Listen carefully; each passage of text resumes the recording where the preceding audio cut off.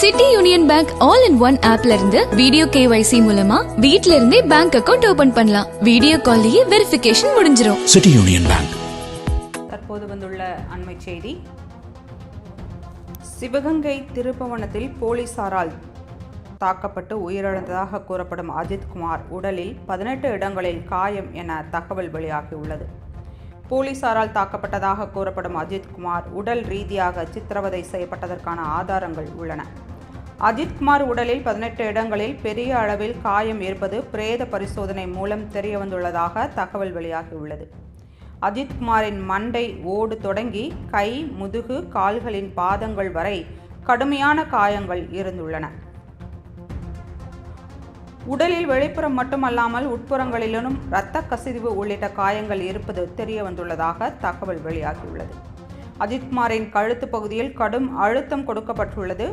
வழக்கமாக 1 மணி நேரத்தில் முடிந்துவிடும் பிரேத பரிசோதனை சுமார் 5 மணி நேரம் நடைபெற்றதாக தகவல் வெளியாகியுள்ளது.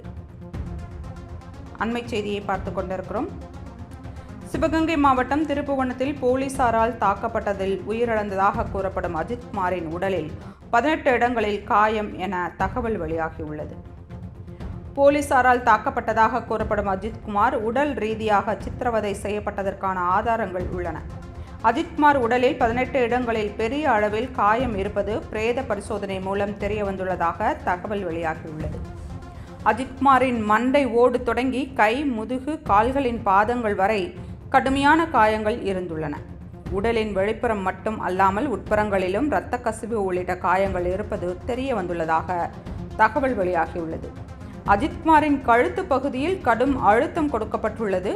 வழக்கமாக 1 மணி நேரத்தில் முடிந்துவிடும் பிரேத பரிசோதனையானது சுமார் 5 மணி நேரம் நடைபெற்றதாக தகவல் வெளியாகியுள்ளது.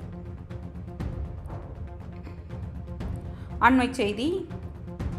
சிவகங்கை திருப்புவனத்தில் போலீசாரால் தாக்கப்பட்டதால் உயிரிழந்ததாக கூறப்படும் அஜித்குமார் உடலில் 18 இடங்களில் காயம் என தகவல் வெளியாகியுள்ளது. போலீசாரால் தாக்கப்பட்டதாக கூறப்படும் அஜித்குமார் உடல் ரீதியாக சித்திரவதை செய்யப்பட்டதற்கான ஆதாரங்கள் உள்ளன.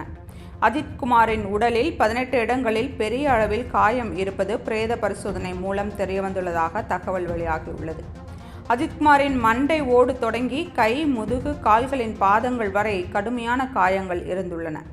உடலின் வெளிப்புறம் மட்டும் அல்லாமல் உட்புறங்களிலும் இரத்த கசிவு உள்ளிட்ட காயங்கள் இருப்பது தெரிய வந்துள்ளதாக தகவல் வெளியாகியுள்ளது. அஜித்குமாரின் கழுத்து பகுதியில் கடும் அழுத்தம் கொடுக்கப்பட்டுள்ளது. வழக்கமாக 1 மணி நேரத்தில் முடிந்துவிடும் பிரேத பரிசோதனை சுமார் 5 மணி நேரம் நடைபெற்றதாக தகவல் வெளியாகியுள்ளது.